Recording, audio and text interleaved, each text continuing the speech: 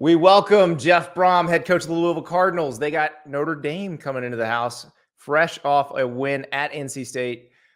Jeff, I'm curious. You guys have had 2 comeback wins this season. You talked in your press conference about how calm everybody was in the locker room down 10 at NC State.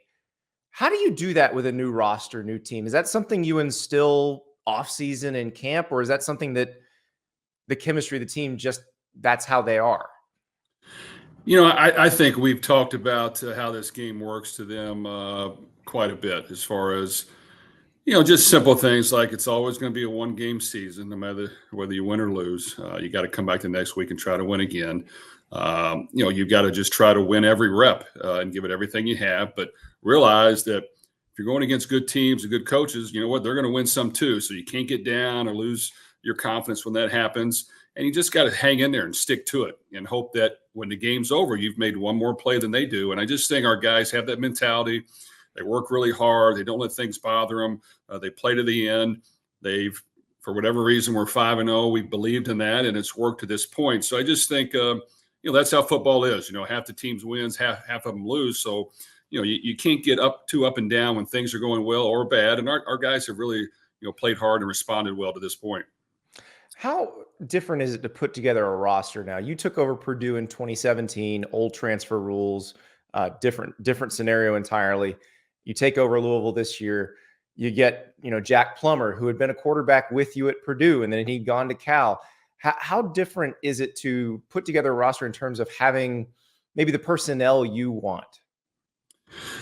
Well, I think that's kind of what you're going to get nowadays in college football. Every year is gonna be different, and you know what? I think we handle it pretty well. One thing we try to do, we try to treat all of our players right and do right by them. That doesn't mean we're not going to work hard and motivate them and push them, but you know what? If guys aren't playing or getting playing time and they want to transfer, we want to help them transfer, help them get somewhere else, and be honest with them. So I just think if you're honest with people, if you treat them right, if you bring the ones in and it's wholly different roster, you know what? You got plenty of time to work with them. Spring practice, summer, fall camp. You should try to be able to get on the same page. Now, are there certain nuances that, take a little time? Yes. But in general, you just got to treat your guys right, be honest with them, and go full speed ahead. And they have to understand that we've got to be able to do all these things if we want to have a chance to win. How quick could you hit the ground running with Jack, because he'd been in your offense before? Well, Jack was easy. That's his strength. He's very smart, very intelligent. He picks things up fast. So, getting him back here was an easy transition. He's been a great leader, plays really hard. If he has any fault, he probably cares too much. So sometimes he presses a little bit and forces things. But you know what? He'll continue to play well for us and battle through a little adversity here and there. And he's battle tested. So I just think he's a guy you can depend on that will give you everything he has. It's not always going to be perfect, but at the same time, he's going to play to the end, and he's done a good job. Pressing something, you got to be careful when you're playing a defense like you did last week, where it's either drop 8 or bring 8. It seems like how did he handle that? With the looks don't change, but who comes changes quite frequently. Well, without question, it affected him. They did a good job. They were able to bring him the house and then drop 8 into coverage. Looking back, I needed to do a better job to help protect him a little bit and not get him hit as much. So I was disappointed in myself because I think anytime a quarterback's getting pressure and guys in his face, it's going to affect anybody. And it definitely affected him and caused him to make a couple bad decisions that hurt us. But, I should have done a better job. We should have had a better plan together to counteract that. So I think moving forward, we got to make sure we're always have that in our pocket, that if somebody's just going to really, really heat us up, we've got to find ways to help our quarterback.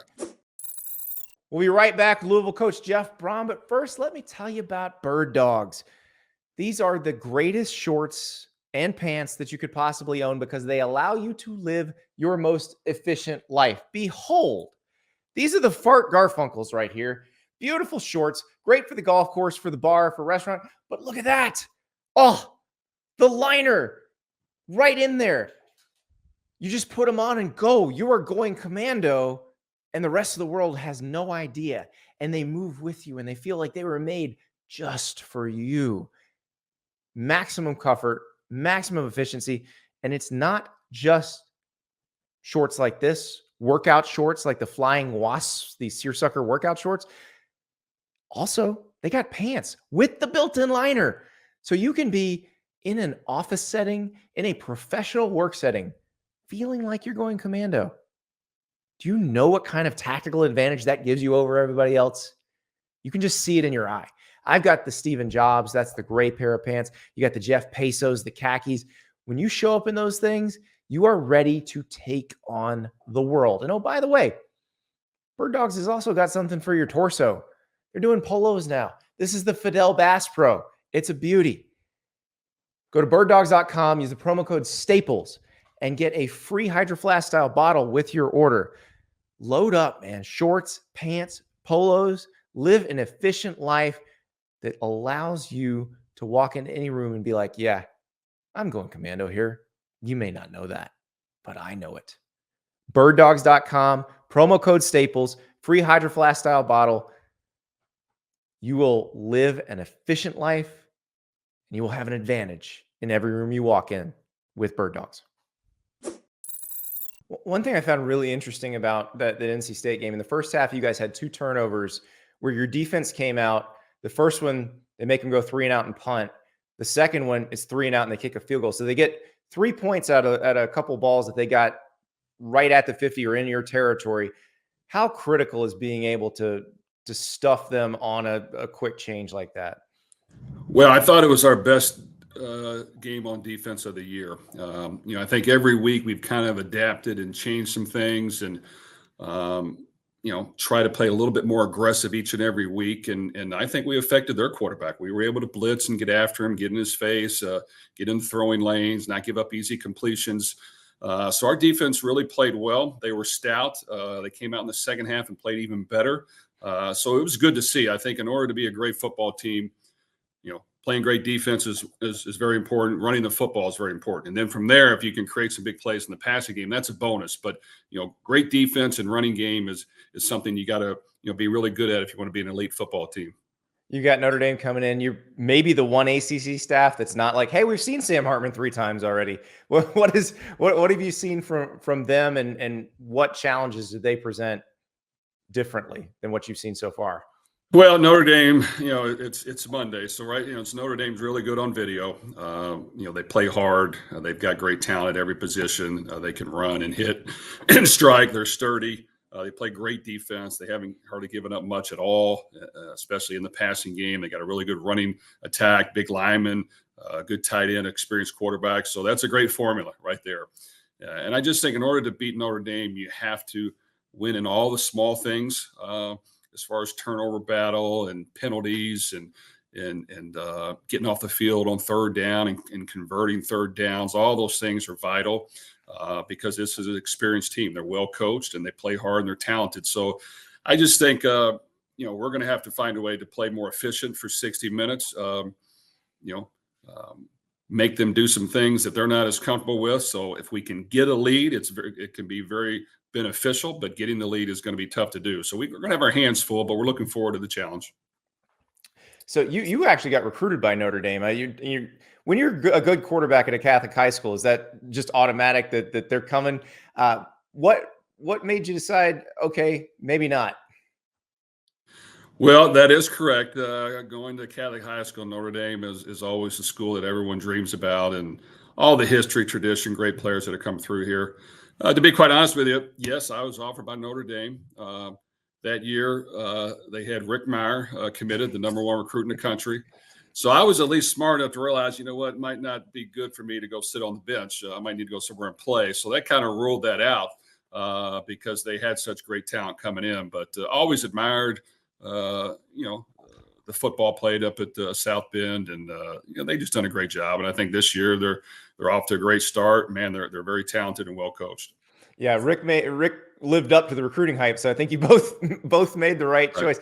So, Jeff, I got to ask, as a former Honda Accord owner who loved his 2001 Honda Accord that I think I put 49,000 miles on it the first 11 months I had it. You had a 2000. Do you still have the 2004 Accord? Yes. Did it make the trip? Yeah, no, I got it right out in my parking lot right now. and how's it running? Well, to be honest with you, it runs really, really good. And as you know, it gets great gas mileage. I'm not going to lie, just a couple weeks ago, I've had it so long, the radio went out. So I have no radio in my car, which is a little disappointing. But you know what? It's kind of caused me to say, enjoy the scenery around me. And, not that I'm supposed to, but get on the speakerphone and talk maybe as I'm driving. But you know what? My son drives my truck, and he's not about to switch me with the Honda. So I'm stuck with a Honda. You can't, I mean, you can big time him if you want to, but.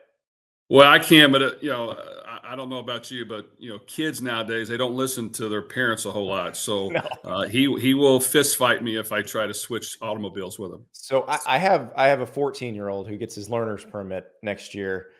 What am I in for? Oh shoot. Well, trust me, they get very stubborn as they get to their teenage years and beyond. They want to get their way. So if you need to put your foot down, I would start to put it down now, because it's going to be hard as they gain age. Well, I'm a little worried after talking to you, because he's been eyeballing my truck for a couple of years right now, and he's like, "You could just get a new one." I was like, "I don't want a new one. I like this one." I'm like you with the Automa. When I get one I like, I don't want to give it up. So now I got to figure out how to keep it. If you let him ride it once or twice, you're not going to get it back. So I would be firm in making sure he doesn't get the keys to that truck.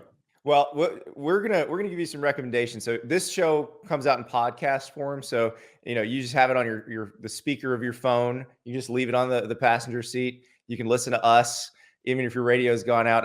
I can't believe any part of that vehicle went out, because I'm telling you, former Accord owner to current Accord owner, they're indestructible.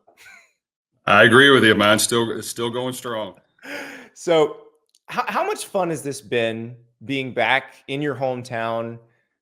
I know you're taking it one game at a time, but things are going very well. I imagine as well as you could imagine your first season.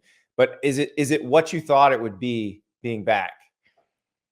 Well, it's been enjoyable to be back and to be around all the people that or grew up with or went to school with, that are really good people that just want to see the program do well. And of course, when you're winning, it's a lot more fun. But you know what? I think I've played and coached long enough now that I'm battle tested. We've experienced things. You like to have some answers in your back pockets when things come up to help your team win. I think that's been beneficial for us. But I do think our schedule will continue to get tougher and tougher. We have some tough ball games ahead of us, and that'll kind of really test exactly where we're at. So we've got to make improvement. We've still got a long ways to go. Our guys work hard, so they give us everything they have. As coaches, we got to continue to push the envelope and make sure that we're ready to go, because, we want to keep this thing going. And it's not easy to win every week. And like I said before, unfortunately, half the teams win and lose. So you just gotta figure out a way to be one of those teams that wins every week, and it's not easy. So it requires work and time and effort, and you got to be really just sharp as far as coaches and players in order to gain that little bit of an edge to find a way to win. Well, the one game schedule gets very tough this week, so good luck. Appreciate it, Coach. Okay, thank you. Have a good day. Thank you so much for watching. Just a reminder, subscribe to this channel right here so you never miss an episode of Andy Staples On 3. And oh, by the way, watch all the other great videos on the On 3 Sports YouTube channel.